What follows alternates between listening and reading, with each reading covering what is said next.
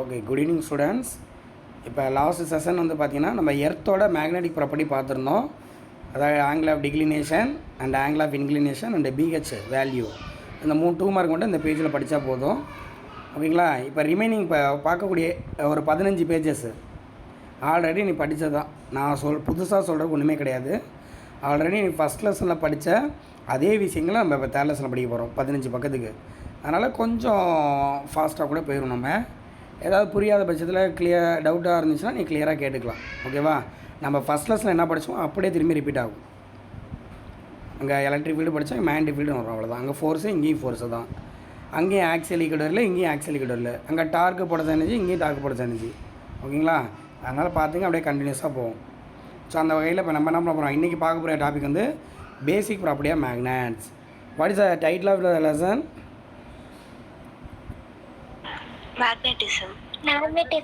Magnetism and magnetic effect of current. We have the two part. So first part is magnetism. So from this page the lesson is start. The magnetism, the basic properties of magnet. So introduction we discussed about the property of the earth only. Okay. So from this page only we enter the properly lesson. Number 3, magnetism. Okay, what is the property of the magnet? நம்ம first லெசனில் electric dipole moment படித்தோம். ஞாபகம் இருக்குங்களா? Dipole moment என்ன சொன்னோம்? Product of charge and distance. ஞாபகம் இருக்குங்களா?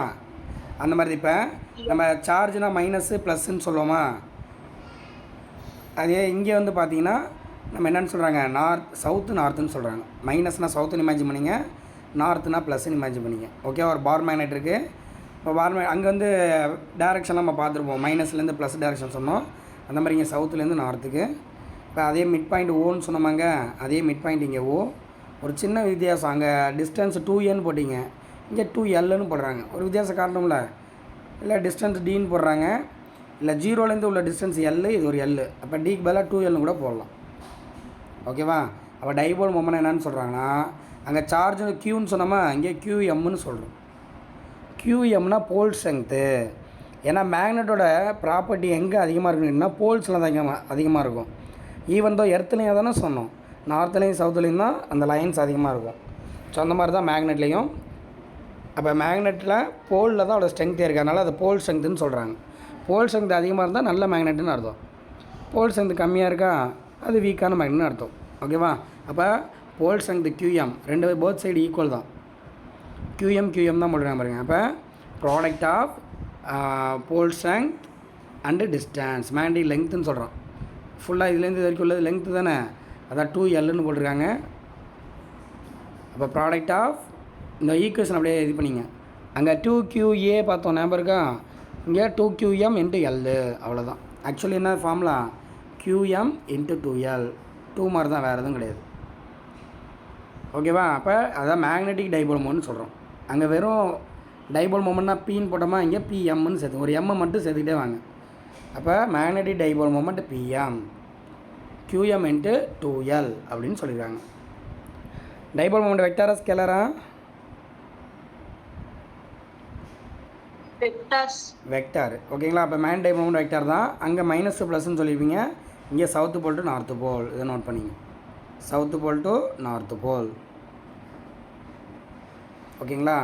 அடுத்தது வந்து பார்த்திங்கன்னா அதோட யூனிட்டு AM² போட்டிருக்காங்க. அது எப்படிங்கிறத சொல்கிறேன். அது செகண்ட் பார்ட்டில் வரும். டைபோல் மொமெண்ட்டுக்கு இன்னொரு ஃபார்முலா இருக்குடா, P = I × A. அது வந்து அந்த இடத்துல வரும்போது நான் ஒன்று சொல்கிறேன். ஓகேங்களா? Current into area. இப்போ கரண்டோட இன்ட்டு ஆம்பியர், ஏரியாவோட இன்ட்டு மீட்டர்², அதான் போட்டிருக்காங்க. இதெல்லாம் 1 mark. Magnetic dipole moment unit வந்து AM². அது மாதிரி எல்லா குவான்டிட்டி டைமென்ஷன் எழுத கற்றுங்க. முதல் டைமென்ஷன்லாம் நல்லா ப்ராக்டிஸ் இருக்கும் 11ல், பார்த்துங்க. ஓகேவா? சரி, அடுத்தது மேக்னெட்டிக் ஃபீல்டு. எலக்ட்ரிக் ஃபீல்டு என்ன? F/Q. அவ்வளோதான். அதாவது சார்ஜை சுற்றி உள்ள ஸ்பேஸு எலக்ட்ரிக் ஃபீல்டுன்னு சொன்னீங்க. அந்த மாதிரி மேக்னெட்டை சுற்றி உள்ள ஸ்பேஸு பேர் மேக்னெட்டிக் ஃபீல்டு. அதுக்குள்ளே மட்டும்தான் அதோட இன்ஃப்ளூயன்ஸ் இருக்கும். ஒரு மேக்னெட் இருக்குன்னா இன்னொரு மேக்னெட் பக்கத்தில் வச்சு என்ன பண்ணும், ரிப்பல் பண்ணும், அதை அட்ராக்ட் பண்ணும். கரெக்டாக? அது வந்து ஒரு பர்டிகுலர் ஏரியாக்குள்ளே தான். இந்த வட்டம் போட்டுருங்க பாருங்கள், இதுக்குள்ளே மட்டும்தான் அதோட இன்ஃப்ளூயன்ஸ் இருக்கும். வெளியில் வச்சுன்னா இந்த ரியாக்ஷன் இருக்காது, ரொம்ப தூரத்தில் ரியாக்ஷன் இருக்காது. சப்போஸ் உள்ளே எடுத்து வந்தீங்கன்னா என்ன பண்ணுவோம், பிடிச்சி ரிப்பல் பண்ணும், இல்லாட்டி அட்ராக்ட் பண்ணும். அப்போ அதோட இன்ஃப்ளூயன்ஸ் உள்ள ஏரியாவுக்கு பேர் மேக்னெட்டிக் ஃபீல்டு. அதே வேல்யூவாக சொல்லணும். நம்ம ஹை மேக்னிடியூடா லோ மேக்னிடியூடானு. அப்போ எப்படி சொல்லலாம், அது கொடுக்கக்கூடிய ஃபோர்ஸ் வச்சு சொல்கிறோம். கம்மியான ஃபோர்ஸ் கொடுத்தா மேக்னிடியூட் கம்மி, ஹெவி ஃபோர்ஸ் கொடுத்தா மேக்னிடியூட் அதிகம். அதெல்லாம் எதை வச்சு சொல்கிறோம், ஃபோர்ஸ் பெர் யூனிட் போல் ஸ்ட்ரெங்த் அப்படின்னு சொல்கிறாங்க. அதான் F/Q தான், Q பதிலாக QM போட்டுங்க. ஓகே, இது ஒரு 2 மார்க்கு. அடுத்த யூனிட்டு மேக்னிடியூடோட யூனிட் பார்க்குறோம்.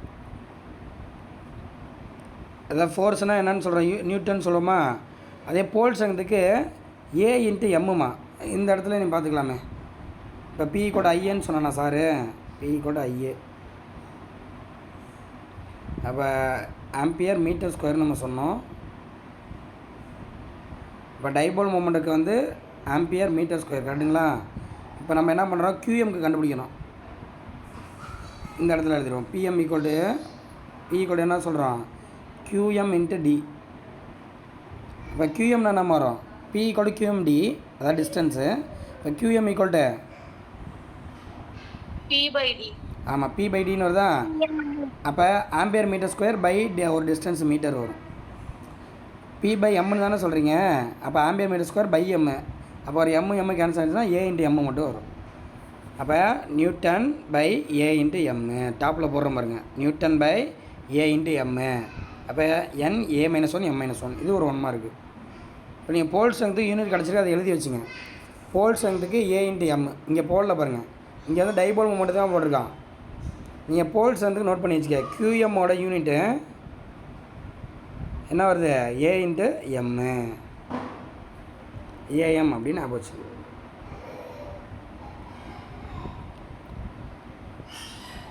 அடுத்தது டைப் ஆஃப் மேக்னெட். இதெல்லாம் எக்ஸாமில் கேட்குற கிடையாது, ஜஸ்ட்டு தெரிஞ்சுக்க வேண்டியதான். மேக்னெட்டை 2ஆக பிரிக்கிறாங்க, நேச்சுரல் மேக்னெட்டு, ஆர்டிஃபிஷியல் மேக்னெட்டு. இந்த அயான், நிக்கல், கோபால்ட் இதெல்லாம் ஸ்ட்ராங் எலமெண்ட்டுமா, அதுக்கெல்லாம் மேக்னெட்டிக் ப்ராப்பர்ட்டி இருக்கும்.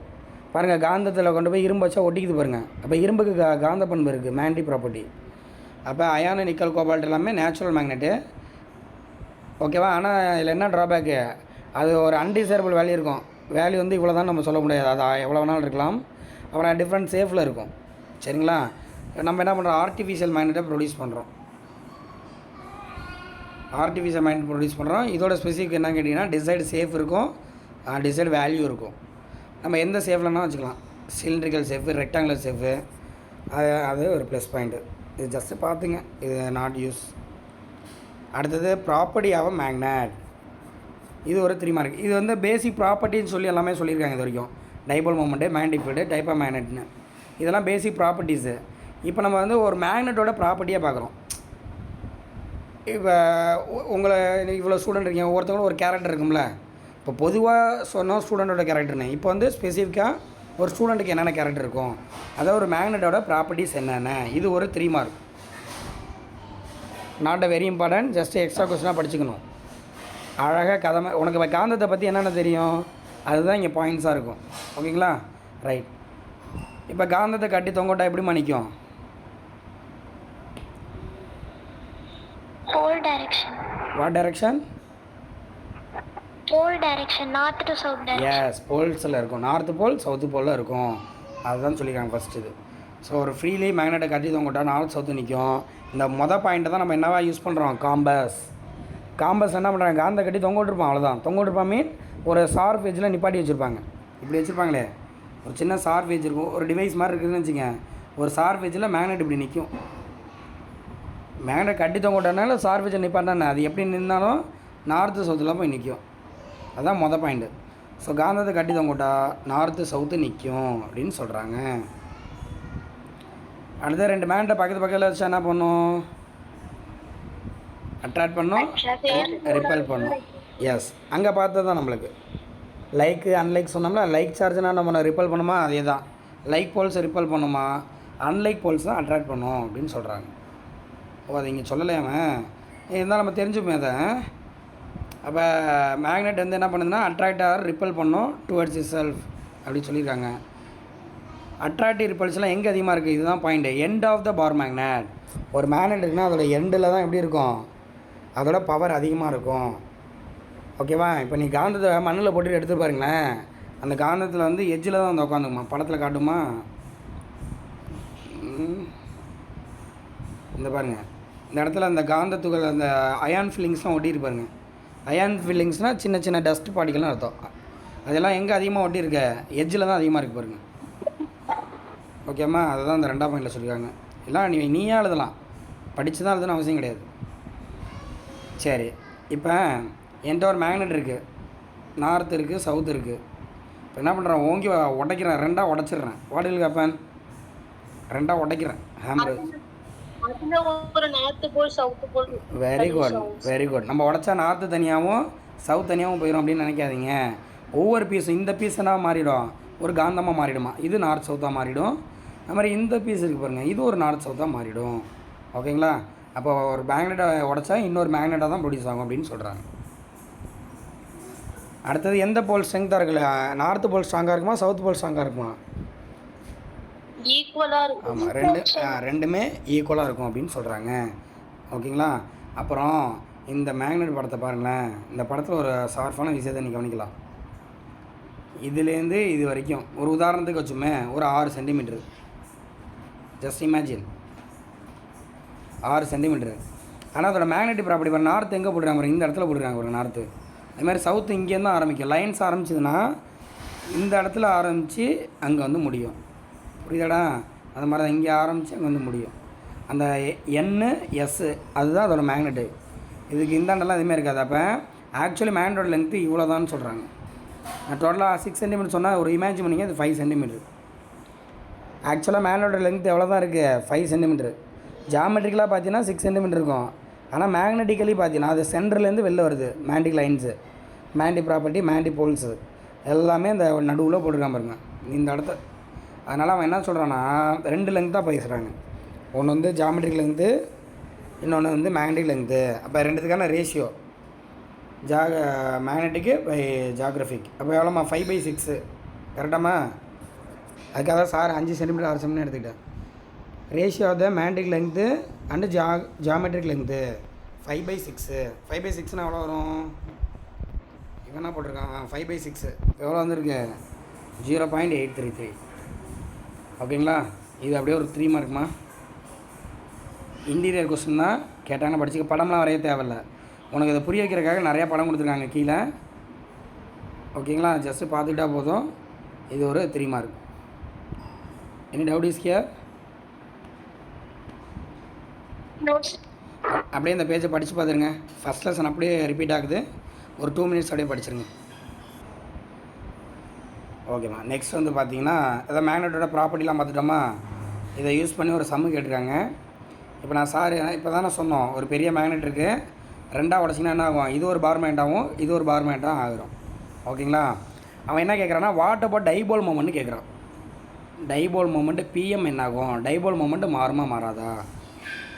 டைபோல் மொமெண்ட் அதிகமாக இருக்குன்னா நல்ல ஸ்ட்ராங் மேக்னெட்னு அர்த்தம்.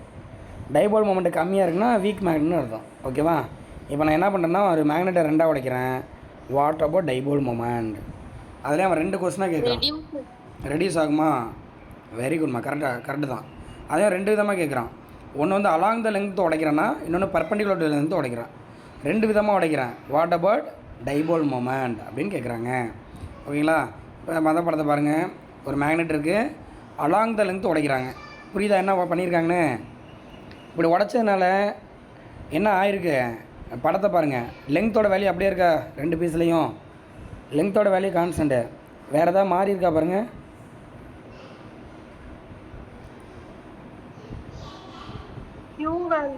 Very good. போல் ஸ்ட்ரென்த் இங்கே QM உடச்சதுனால QM/2 QM/2ன்னு மாறிடுச்சு. அப்போ அவன் என்ன சொல்கிறான்னா டைபோல் மொமெண்ட்டோட ஃபார்முலா என்ன சொல்லுவீங்க? டைபோல் மொமெண்ட்டோட ஃபார்முலா என்ன? QM × 2L. நான் லென்த் 2L போட்டால் குழப்பிடும், அதனால் நான் லென்த்து Lன்னே வச்சுக்கிறேன். ஆனால் 2L இமேஜின் பண்ணிக்க. ஓகேவா? ஒரு லென்த் இருக்குது. இப்போ நான் என்ன பண்ணுறேன்னா 2ஆக உடச்சேன்னா லென்த்து வந்து பாதியாக, லென்த்து கான்ஸ்டன்ட்டு, ஆனால் QM என்ன ஆயிடுது, பாதியாக குறைஞ்சிருது. அப்போ PM டேஷோட வேல்யூ வந்து PM/2 பாதியாக குறையுதுன்னு சொல்கிறாங்க. இப்போ கண்மணி சொன்னது ரைட்டு. டைபோல் மொமெண்ட் என்ன ஆகுது, பாதியாக குறையுது. ஓகேவா? எப்போ அலாங் த லென்த்து உடச்சா. இது 1 மார்க்கில் கேட்பாங்க. இல்லை நீட்டு ஜெயிலெலாம் ஸ்டேட்மெண்ட்டை கொடுத்துருவான். Which are the following statement is right or wrong, அதில் கொடுத்துருப்பான். இந்த மாதிரி அலாங் த லென்த் உடைக்கும் போது டைபோல் மொமெண்ட் கான்ஸ்டண்ட்டாக இருக்கும். 2 பீஸாக உடச்சா இது மாதிரி 2ஆக குறைஞ்சிருக்கு. இதே 3 பீஸாக உடச்சா எத்தனையாக குறையும் டைபோல் மொமெண்ட்டு? by 3. 3 டைம்ஸ் குறைஞ்சிரும். அந்த மாதிரி ஸ்டேட்மெண்ட்டாக கொடுப்பாங்க. அடுத்தது இப்படி உடைக்கிறேன், பெர்பெண்டிகுலர் டு த லெங்க்த்து இப்படி உடைக்கிறேன். இப்போ வந்து பார்த்தீங்கன்னா போல் ஸ்ட்ரென்த் கான்ஸ்டன்ட், ஓகேவா? ஆனால் என்ன மாறிடுது, மேக்னெட்டிக் லெங்க்த்து பாதியாக குறைஞ்சிருது, கரெக்டாமா? அப்போ அதே ஃபார்மில் அப்படி பார்த்தீங்கன்னா லெங்க்த்து குறையுது, தட் மீன் டைபோல் மொமெண்ட்டு பாதியாக குறையுது. அப்போ நீ எப்படி உடைச்சாலும் சரி, அலாங் த லெங்த் உடைச்சாலும் பர்பெண்டிகுலர் டு லெங்த் உடைச்சாலும் டைபோல் மொமெண்ட் என்ன ஆகும், பாதியாக குறையும். தட் மீன் 2 பீஸாக உடைச்சா பாதியாக குறையும். 3 பீஸானா டிவைட் பை 3 போடுங்க. 1 மார்க்கில் கேட்பான், இண்டியன் 1 மார்க் கேட்பாங்க. ஒரு மேண்டோட டைபோல் மொமெண்ட் கொடுத்துருவான். 3 பீஸாக உடைச்சின்னா ஒரு பீஸோட மேண்டி டைபோல் மொமெண்ட் என்னன்னு கேட்பான். ஓகேங்களா? ரைட், அதனால் பார்த்துக்கணும். அப்புறம் போல் ஸ்ட்ரென்த்தை கூட கேட்கலாம். இது மாதிரி 3 பீஸாக பர்பெண்டிகுலராக உடச்சிட்றாங்க, போல் ஸ்ட்ரென்த் என்ன ஆகும்? யாராவது சொல்லுங்க பார்ப்போம். பர்பெண்டிகுலராக உடைக்கிறேன், போல் ஸ்ட்ரென்த் என்ன ஆகும்? Remain same. வெரி குட்மா. லெங்க்த்து தான் 3 மடங்கு குறையும், போல் ஸ்ட்ரென்த்து கான்ஸ்டன்ட், டைபோல் மொமெண்ட்டு 3ஆக குறையும். ஸோ அதே மாதிரி அங்கே வந்து பார்த்திங்கன்னா இப்போ டைபோல் மொமெண்ட்டு குறையும், 3ஆக குறையும். லெங்க்த்து வந்து ஃபிக்ஸடாக இருக்கும், கண்டுத்தனமாக லெங்க்த்து ஃபிக்ஸடாக இருக்கும், போல் ஸ்ட்ரென்த்து 3 மடங்கு குறையும். அதான் அந்த ஃபார்முலா வச்சு பார்த்துங்க, அவ்வளோதான். PM = QM × 2L. நம்ம 2Lன்னு இப்போ ஒரு உதாரணத்துக்கு நீ என்ன தப்பு பண்ணிடுவா, 2Lன்னு போடுறோமா, நம்ம பாதியாக குறையுது, லெங்க்த்து குறையுதுன்னொடனே பை 2 போட்டு 2 × 2 கேன்சல் பண்ணிவிடாது. அந்த 2 வேறு இந்த 2 வேறு. அந்த 2Lங்கிறது ஹோல் லெங்த், இதை பிரிக்கக்கூடாது நீ.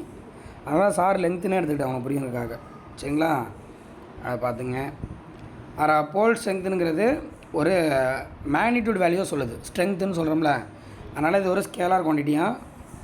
அடுத்தது டைமென்ஷன் கொடுத்துருக்காங்க, L × A, அதான் A × Mன்னு சொன்னோமா, யூனிட் வந்து A × M, ஓகேங்களா? அப்போ என்ன வருது நம்மளுக்கு, A × M மீன் ஆம்பியராக, A அப்படியே இருக்குது, மீட் எம்முக்கு பதிலாக லெங்த் L கொடுத்துட்டான். இன்னொரு யூனிட் SI யூனிட் வந்து NT-1 போட்டிருக்கான். ஏன்னா B = F/M தானே, F/QM. அப்போ QM = F/B, ஓகேவா? அப்போ ஃபோர்ஸ் பை டெஸ்லா அப்படி போட்டுருங்க. மேண்டிஃபைடோட யூனிட் வந்து டெஸ்லான்னு ஒன்று இருக்குமா, அதனால தான் என்ன பண்ணுறாங்க NT-1 போட்டிருக்காங்க, ஓகேவா? அப்புறம் வேறு எதுவும் பாயிண்ட் இல்லை, just positive charge negative charge மாதிரி இங்கே போல்ஸ் இருக்குதுன்னு சொல்கிறாங்க. போல் ஸ்ட்ரென்த் எதை டிபெண்ட் பண்ணியிருக்கு, நேச்சர் ஆஃப் த மெட்டீரியலை டிபெண்ட் பண்ணியிருக்கு, ஏரியாவை தான் டிபெண்ட் பண்ணியிருக்கு. ஏன்னா சின்னதாக உடச்சின வேல்யூ குறைஞ்சதா இல்லையா, ஓகேங்களா? பார்த்துங்க. ஸ்டேட் ஆஃப் மேக்னடைசேஷன் அப்படின்னு சொல்லியிருக்காங்க. மேக்னடைசேஷனாக அது பின்னாடி வேல்யூஸ்லாம் வருமா, நம்ம அதிகமாக கொடுக்குறோமா கம்மியாக கொடுக்குறோமா அதெல்லாம் பொறுத்து இருக்கும். அப்புறம் இந்த பாயிண்ட்டை தான் இப்போ சம்மாக பார்த்தோம். நம்ம எப்படி கட் பண்ணாலும் டைபோல் மொமெண்ட் என்ன ஆகும், பாதியாக குறையும். ஒரு கேஸில் போல் ஸ்ட்ரென்த் குறையும், இன்னொரு கேஸில் லெங்க்த்து குறையும். அதை தான் இந்த பாயிண்ட்ஸாக சொல்லியிருக்காங்க. எல்லாமே 1 மார்க் கொஸ்டின் தான். இது வரைக்கும் நான் உனக்கு சொன்னதில் ஒரே ஒரு 3 மார்க் சொல்லியிருக்கேன், ப்ராப்பர்ட்டி ஆஃப் த மேக்னெட்டு. மற்றெல்லாம் சும்மா அப்படியே படிச்சுக்க வேண்டியது தான், சரிங்களா? அங்கே எலக்ட்ரிக் ஃபீல்ட் லைன் பார்த்தோமா, இங்கே மேக்னெட்டிக் ஃபீல்ட் லைன்ஸு, ஓகேவா? மேக்னெட்டிக் லைன்ஸ் என்ன சொல்லுவோம், அது வந்து க்ளோஸ்டு கர்வு. ஒரு மேக்னெட் இருக்குன்னா அதுக்கு லைன்ஸ் வரைகிறோம்.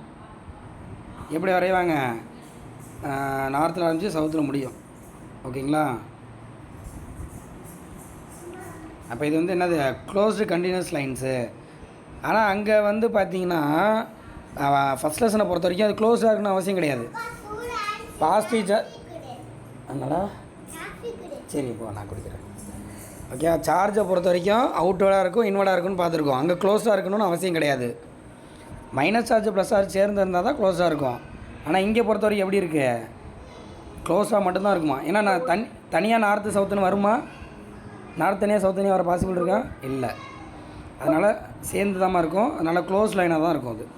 அதனால தான் டெஃபினேஷன் கொடுத்துருக்காங்க, கண்டினியூஸ் க்ளோஸ் லைனு, ஓகேங்களா? இதோட டேரெக்ஷன் எப்படி போட்டிருக்கேன் நான் படத்தில் பாருங்கள், எங்கேருந்து எங்கே போகுது, very good, north to south. ஆனால் எங்கே நிற்கினா அவுட் சைடில் மட்டும்தான் நார்த்து சவுத்தான். ஏன்னா அது ஆரம்பித்த இடத்துல வந்து முடிகிற மாதிரி இமேஜின் பண்ணிங்க. அவுட் சைடில் நார்த்து டு சவுத்து, உள்ளே போய் முடியுதை பாருங்கள். நான் வேறு கலர் மாற்றுறேன். வெளியில் தான் நார்த்து டு சவுத்து, உள்ளே வந்து உள்ளே வந்து பார்த்தீங்கன்னா சவுத்து டு நார்த்து போகுது. அதுதான் அந்த ஃபஸ்ட் பாயிண்டில் சொல்லியிருக்காங்க. அப்போ மேண்டிஃபைட் லைனோட டேரெக்ஷன் நார்த்து டு சவுத்தா சவுத்து நார்த்தான்னு பார்த்துங்க. அவுட் சைடில் இன்சைடில் இதை 1 மார்க்கில் கேட்கலாம், இல்லை நீட் ஜெயில் ஸ்டேட்மெண்ட்டில் கொடுக்கலாம். அதனால் கேர்ஃபுல்லாக ஆன்சர் பண்ணணும், ஓகேங்களா? ஆனால் எலக்ட்ரிக் ஃபீல்டை பொறுத்த வரைக்கும் எலக்ட்ரிக் ஃபீல்ட் லைன்ஸை பொறுத்த வரைக்கும் எலக்ட்ரிக் ஃபீல்டு எந்த டைரக்ஷன் இருக்கும் லைன்ஸு பாசிட்டிவ் நெகட்டிவ் அதில் எந்த மாற்று கருத்தும் கிடையாது.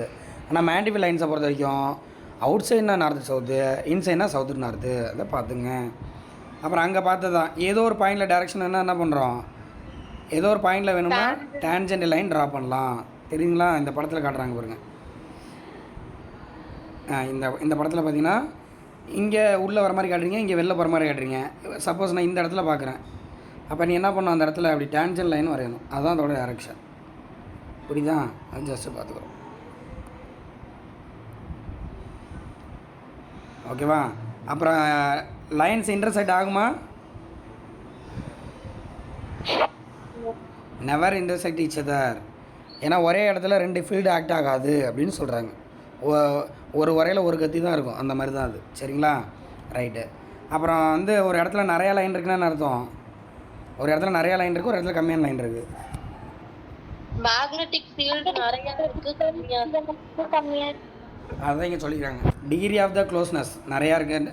க்ளோஸ்னால் நிறையா தான் இருக்குது. டிகிரி ஆஃப் த க்ளோசஸ்னால் ரிலேட்டிவ் ஸ்ட்ரென்த்தை சொல்லுது. ஸ்ட்ராங்காக இருந்தால் ஃபீல்டு லைனு க்ரௌடாக இருக்குமா, வீக்காக இருந்துச்சுன்னா லைன் செப்பரேட் ஆகிருக்கும் அப்படின்னு சொல்கிறாங்க. ஓகே, இது ஒரு 3 மார்க்குமா? கேட்டது கிடையாது எக்ஸாம்ஸில் அடிக்கடி. இங்கே படித்து வச்சுக்கலாம். இல்லை 2 மார்க்கில் கூட கேட்பானே, மேண்டிஃபீல்ட் லைனோட ப்ராப்பர்ட்டியே சொல்லுங்கள் அப்படி கூட கேட்கலாம். ஸோ அப்படியே பார்த்துருங்க. அதை ஒரு 2 மினிட்ஸ் அப்படியே பார்த்துருங்க. ஓகேவா? இப்போ எலக்ட்ரிக் ஃபீல்டு எலக்ட்ரிக் லைன் மாதிரி மேண்டிஃபீல்டு லைன்ஸ் பார்த்துட்டோம். அடுத்தது ஃப்ளக்ஸு. ஃப்ளக்ஸ்னால் என்ன உங்களுக்கு தெரியுமே? Number of electric field. ஆமாம், நம்பர் ஆஃப் எலக்ட்ரிக் லைன்ஸ் இந்த given area normal to electric line. அதே தான் இங்கேயும்.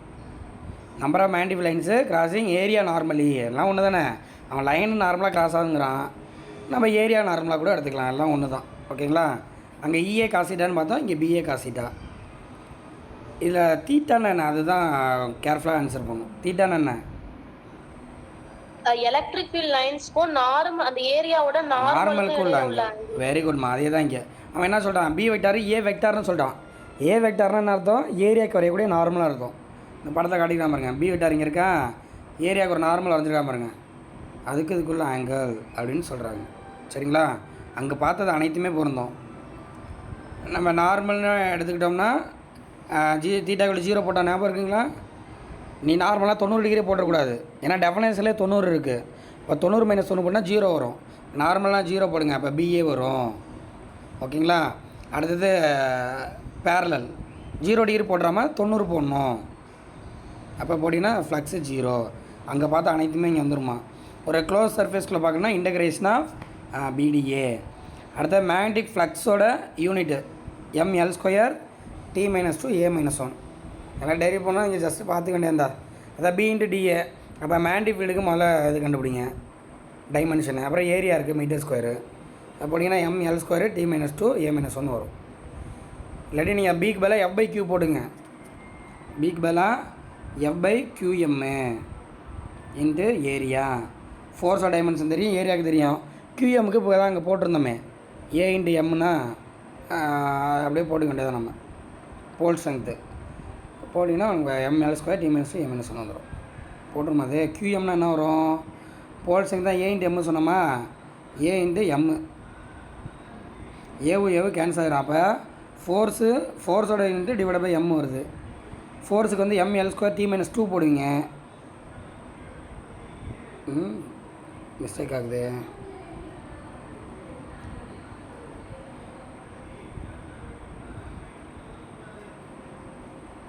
அம்மா L × A போட்டிருக்காங்கடா. L × ஏவை ஏன் கேன்சல் பண்ணிடுறாங்க, L × A போட்டிருக்காங்க.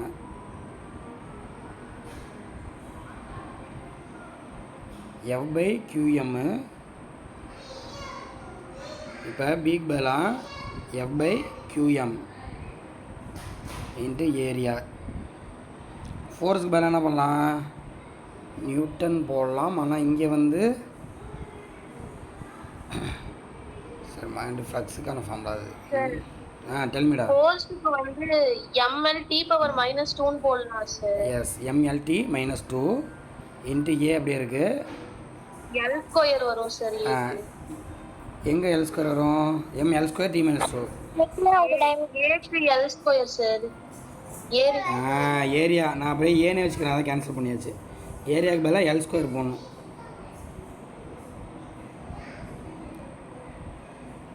ஓகேவா? டிவைட் பை நம்ம என்ன பண்ணிக்கலாம், AL. ஏஎல்லாமா. வெரி குட்மா. இப்போ ஒரு எல் கேன்சல் ஆயிரும். ஓகேவா? அப்போ எம்மு எல் டி மைனஸ் 2 ஏ மைனஸ் 1 கரெக்டாமா? இந்த மாதிரி ஸ்பாட்டில் என்ன பண்ணிக்கணும், டி மைனஸ் 2 ஏ மைனஸ் 1 எம் எல் ஸ்கொயரில் இருக்குது. ஆமாம், இங்கே ஒரு எல் இருக்குது. ஆமாம், எஸ்மா, கரெக்டு தான் வருதுமா, கரெக்டாக வருது. ஸோ இந்த மாதிரி ஸ்பாட்டில் என்ன பண்ணோம், நம்ம டைமென்ஷனை அப்படி டெரி பண்ணி ரெண்டு தான். ஏன்னா எல்லாம் ப்ராக்டிஸ் எடுத்துருப்பீங்க, அது ஜஸ்ட்டு பார்த்துங்க. ஓகேவா? இருந்தாலும் ஃப்ளக்ஸுக்கு வந்து அனதர் யூனிட் ட்ரை பண்ணுறாங்க. இந்த மாதிரி ஃப்ளக்ஸுக்கு வந்து வெப்பர்னு ஒரு இது சொல்கிறாங்கம்மா, யூனிட்டு. இது ஒரு ஸ்கேலார் குவான்டிட்டி. ஃப்ளக்ஸோட யூனிட் வந்து பார்த்திங்கன்னா வெப்பர். இல்லை அங்கே வந்து என்எம் ஸ்கொயர் சி அதெல்லாம் சொல்லியிருப்பேன். இங்கே வந்து வெப்பர்னு சொல்கிறாங்க. இல்லை வெப்பர் வந்து எஸ்ஐ யூனிட்டாக எடுத்துக்கிறோம். இது இல்லாமல் என்ன இருக்குது, மேக்ஸ்வெல் இருக்குது. மேக்ஸ்வெல்லாம் ரொம்ப கம்மின்னு அர்த்தம். 10⁸ மேக்ஸ்வெல் சேர்ந்தால் ஒரு வெப்பர். இது 1 மார்க்குமா. சம்டைம்ஸ் கேட்டிருக்காங்க, பார்த்துங்க.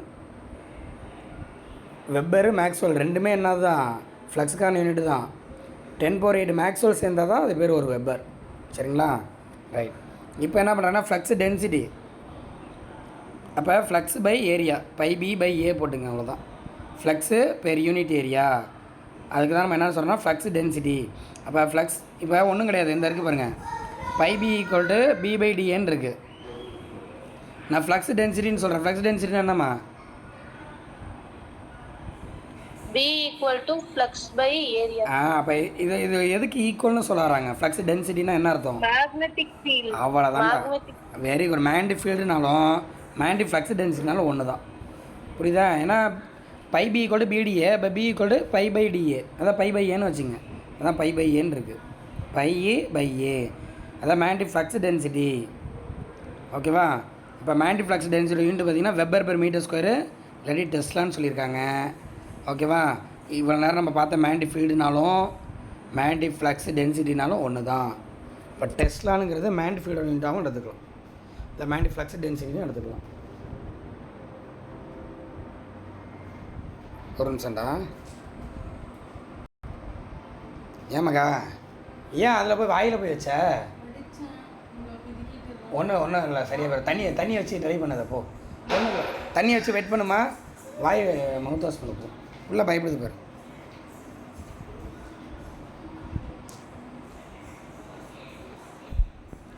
ஓகேம்மா. அப்போ மேக்னெட்டிக் ஃப்ளக்ஸ் டென்சிட்டினாலும் மேக்னெட்டிக் ஃபீல்டுனாலும் ஒன்று தான் அப்படிங்கிறது நம்மளுக்கு கன்வே ஆகுது. ஓகேவா? சரி, இது இப்போ வரிசையாக ப்ராப்பர்ட்டி தான் பார்த்துட்டு வந்திருக்கோம். அடுத்த மேக்னெட்டிக் ஃபீல்டை ரெண்டாக பிரிக்கிறாங்க, யூனிஃபார்மு நான் யூனிஃபார்ம் மேக்னெட்டிக் ஃபீல்டுன்னு. எல்லா டெஃபினேஷன் சொல்லணுமாம்மா? சேம் மேக்னிடியூடு சேம் டைரக்ஷன் ஒரே மாதிரி இருந்துச்சுன்னா அது பேர் யூனிஃபார்ம் மேக்னெட்டிக் ஃபீல்டு. அதே இந்த மாதிரி டிஃப்ரெண்ட் மேக்னெட்டிக் டிஃப்ரெண்ட் டைரக்ஷன் இருந்துச்சுன்னா அது நான் யூனிஃபார்ம் மேக்னெட்டிக் ஃபீல்டு. ஒரு பார் மேண்டை சுற்றி என்ன மேக்னெட்டிக் ஃபீல்டு இருக்குது, யூனிஃபார்மா நான் யூனிஃபார்மா? Very good, very good. அவ்வளோதான். அங்கே பார்த்தது அப்படியே திருப்பி ரிப்பீட் ஆகிட்டு வந்துருக்கும். ஓகேங்களா? ரைட். அடுத்தது இங்கே சம்மு கொடுத்துருக்காங்க, இதெல்லாம் 1 மார்க்ஸ்மா. என்ன கொடுத்துறாங்க, கேல்குலேட் த ஃப்ளக்ஸு கம்மி எடுத்த சர்ஃபேஸ். அதாவது ஒரு பார் மேண்ட்டை இங்கே வச்சுருக்காங்களா ஒரு சர்ஃபேஸ்க்குள்ளே, இதுலேருந்து எவ்வளோ ஃப்ளக்ஸ் வரும்னு கேட்குறாங்க. ஒரு உதாரணத்துக்கு நான் இப்படி ஒன்றை கேட்குறேன். ஒரு கண்டெய்னர் இருக்குது, இதில் ஒரு ஏர் பாசிட்டிவ் சார்ஜ் இருக்குது, அப்போ ஒரு ஏர் ஃப்ளக்ஸ் வெளில வருது. இப்போ ஃப்ளக்ஸ் ஒன்றுன்னு சொல்லாமல், இல்லை சப்போஸ் ஒரே ஒரு மைனஸ் இருக்குதுன்னு வச்சுப்போம், அப்போ ஃப்ளக்ஸ் வந்து ஒன்றுன்னு சொல்லாமல், சப்போஸ் ரெண்டுமே இருக்குது, மைனஸும் இருக்குது ப்ளஸ் இருக்குது, what is the total flux? அவ்வளோதான். வெரி குட்மா. ஒரு ஃப்ளக்ஸ் வெளில வரும், ஒரு ஃப்ளக்ஸ் உள்ளே போயிடும். இல்லாட்டி மைனஸ் ஆரம்பித்து ப்ளஸ்லேயே முடிஞ்சிடணும் இமேஜின் பண்ணிக்க. இப்போ ஃப்ளக்ஸ் வெளியிலே வராது, அப்போ நெட் ஃப்ளக்ஸ் வேல்யூ 0. புரியுதா? இங்கே யாராவது ட்ரை பண்ணுங்கள் இந்த டயக்ராமில்.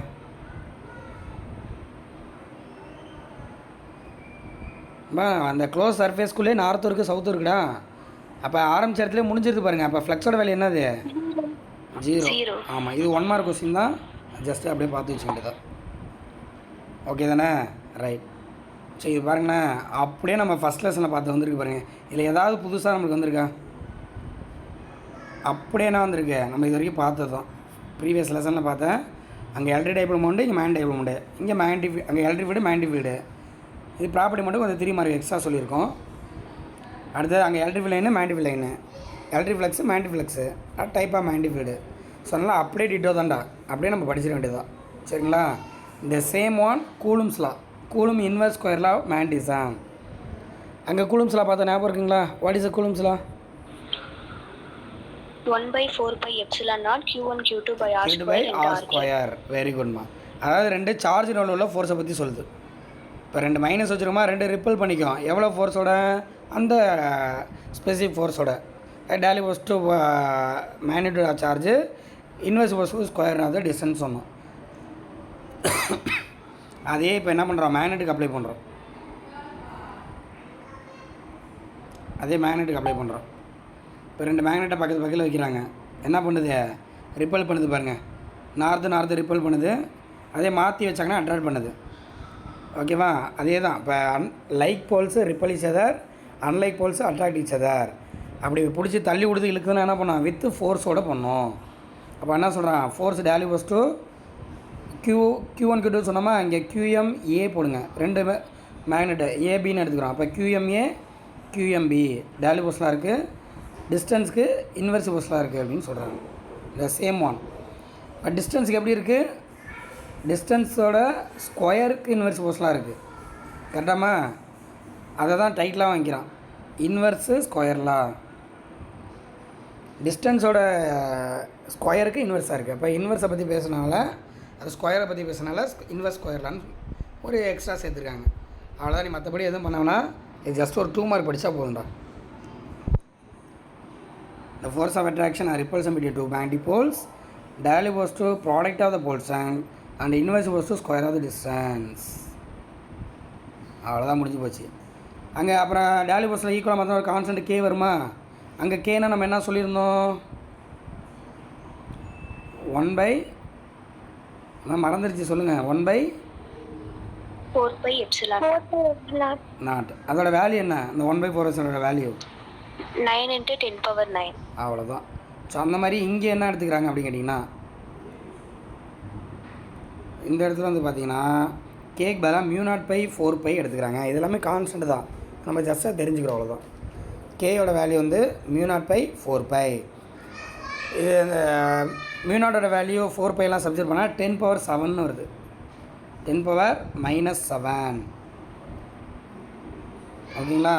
கேவோட வேல்யூ வந்து 10⁻−7. அங்கே கேயோட வேல்யூ 10⁻+9 வரும்.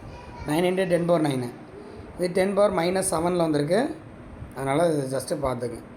ஸோ இதில் நம்ம என்ன பண்ணிக்கலாம்? μ0ஓட ஃபார்முலா எழுதலாமே. μ0ஓட வேல்யூ இப்போ உனக்கு சம்ஸில் தேவைப்படும். μ0ஓட வேல்யூ என்ன? யாராவது கண்டுபிடிச்சி சொல்லுங்க பார்ப்போம். μ0/4πனா 10⁻−7. அப்போ μ0னா 4π × 10⁻−7. Very good, very good. 10⁻−7 4π × 10⁻−7. இதெல்லாம் 1 மார்க்கில் இது சம்ஸ்லலாம் கொடுக்க மாட்டாங்க. நீங்களாக தான் என்ன பண்ணணும்? அதை சப்ஜெக்ட் பண்ணணும். μ0ஓட வேல்யூ 4π × 10⁻−7. ஓகேவா? அதாவது பெர்மிட்டிவிட்டி ஆஃப் த அங்கே பெர்மிட்டிவிட்டி சொன்னோமா. எப்சிலான்னா என்னம்மா? எப்சிலான்னா என்ன? Permittivity of free space or medium. Yes. எப்சிலான்னா பெர்மிட்டிவிட்டி ஆஃப் ஃப்ரீ ஸ்பேஸு, எப்சிலான்னா பெர்மிட்டிவிட்டி ஆஃப் மீடியம். இங்கேயும் அதே தான். μ0ன்னு சொல்கிறீங்க, மியூன்னு சொல்கிறீங்க. இங்கேயும் பெர்மிட்டிவிட்டின்னு சொன்னால் நீ கன்ஃபியூஸ் ஆகிடுவேன். அதனால் அவன் என்ன சொல்கிறான்னா பெர்மியபிலிட்டி அப்படின்னு சொல்லியிருக்கான். வார்த்தை கவனிச்சிங்க. Permeability of the free space, அது அப்சல்யூட் வேல்யூன்னு சொல்லியிருக்கான்.